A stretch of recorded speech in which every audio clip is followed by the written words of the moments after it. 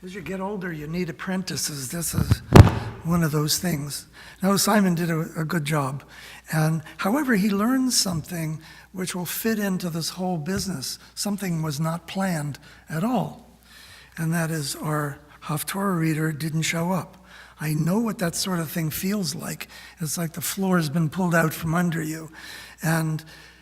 But if you look at it as an error or a slip up, then you've changed from one mental state to another.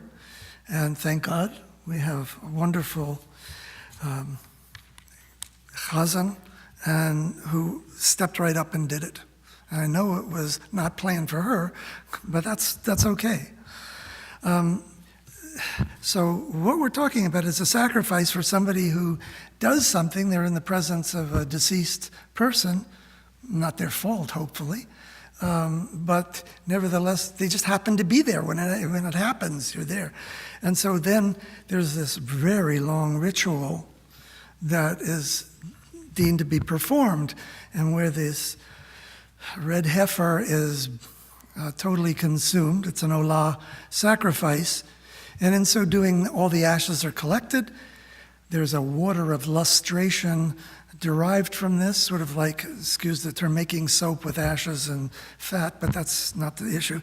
And this water and the ashes are used to cleanse the person of this sin. Well, if you think about it, it doesn't make sense on a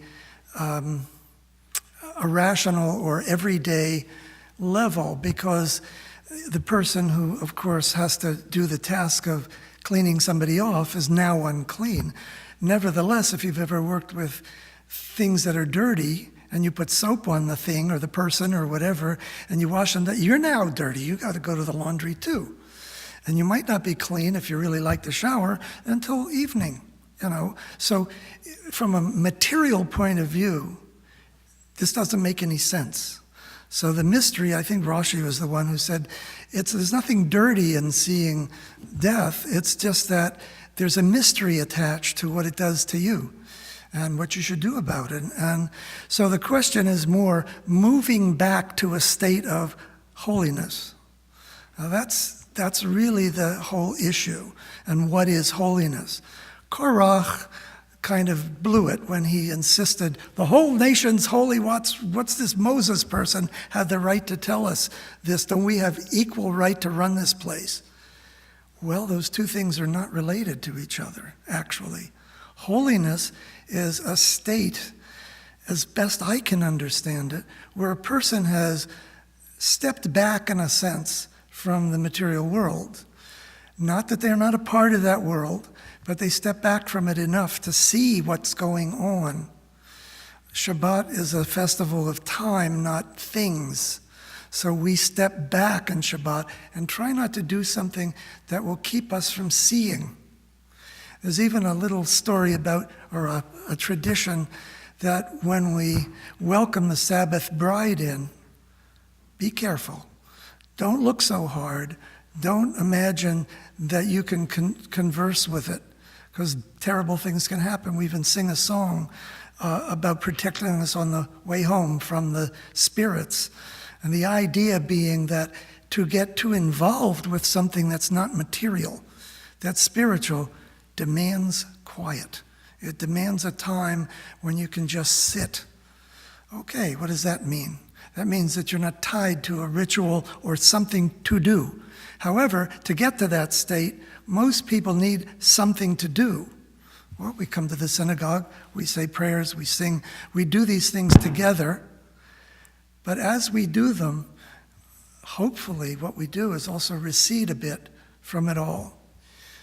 Once upon a time, Rabbi Bregman decided, he said, for these summer things when not too many people happen at Shabbat, not too many people come in, maybe what I should do is just say, the service starts on page this, I'll see you at the end. In other words, that you have all that time to step away from something, and just like Simon felt the floor go from under you, suddenly you're not doing anything, you're just there. And that's part of the whole issue. The Buddhists, of course, use this business that says reality is only fantasy. I don't know if that's true, but from the standpoint of sitting, they sit. And if you do anything while you're sitting and you're in a zendo, you're going to get hit with a switch or something. In other words, to keep you back in that state, a state that's very hard to stay inside of. Why? 6 of the days we're involved with doing things. On the 7th, we don't do something. It's really hard. I don't know how you find it, but it's really hard not to do something on Shabbat. Recently, I've left my cell phone at home, and it's where it'll stay during Shabbat. I don't answer that phone. Well, that's a small thing, but what comes from answering the phone is work, is something that I have to do. So just from that standpoint, the purpose of a ritual is to do what? Is to return you to holiness.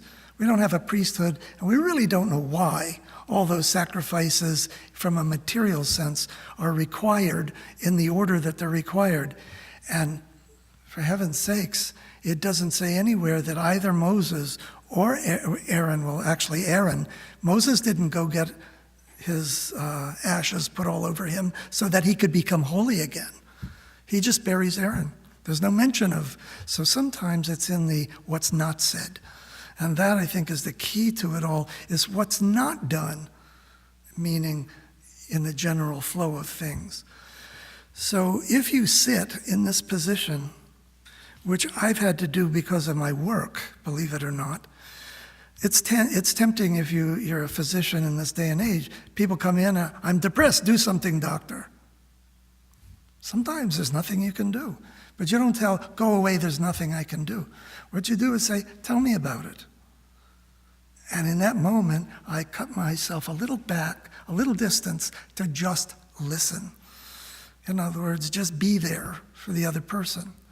The degree to which I can show them, however, that I understand where they're coming from, and that's a very careful action, to that extent that they can see it, people feel better.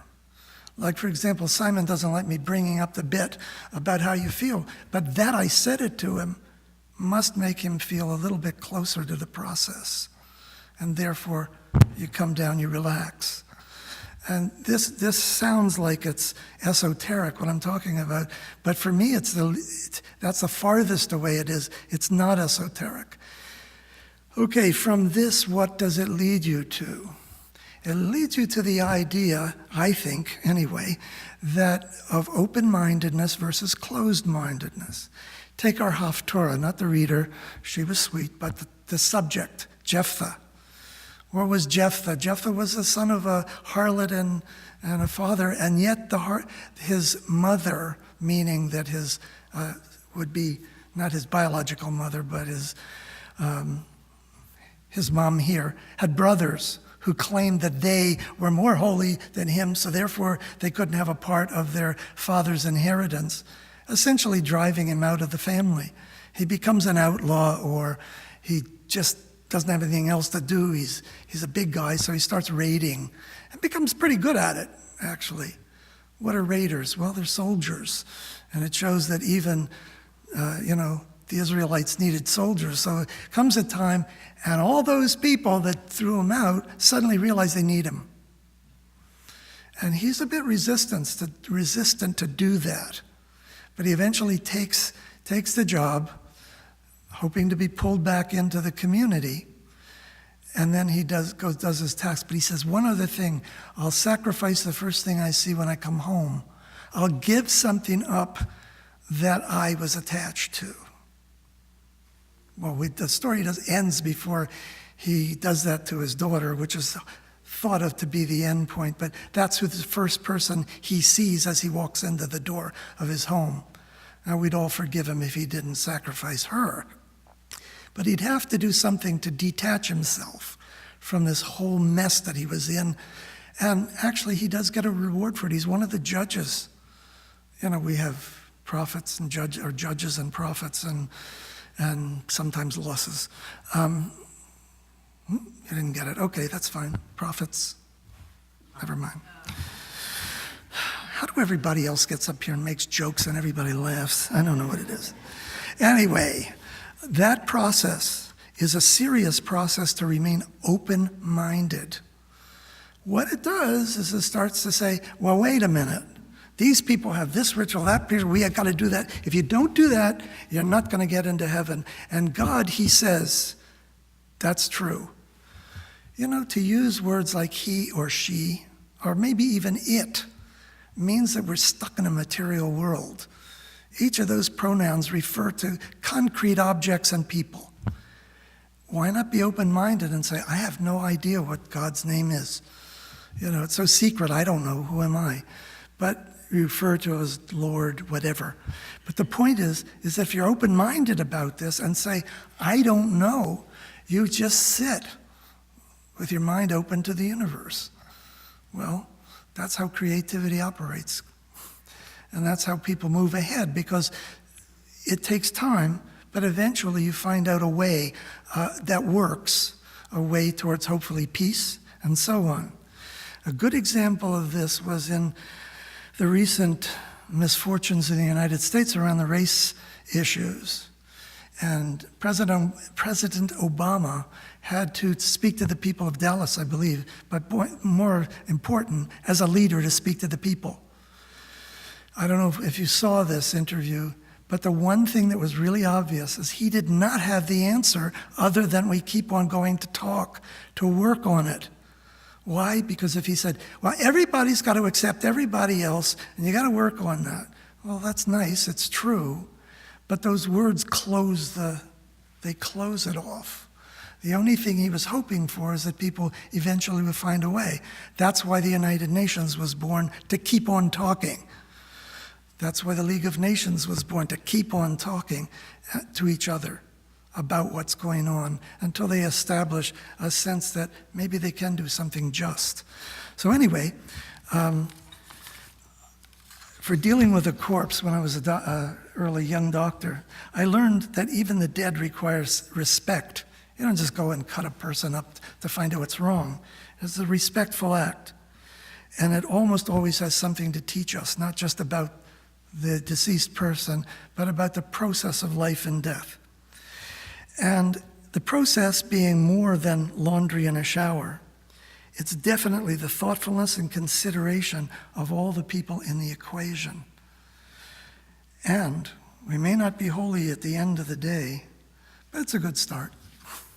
Take care, Shabbat Shalom.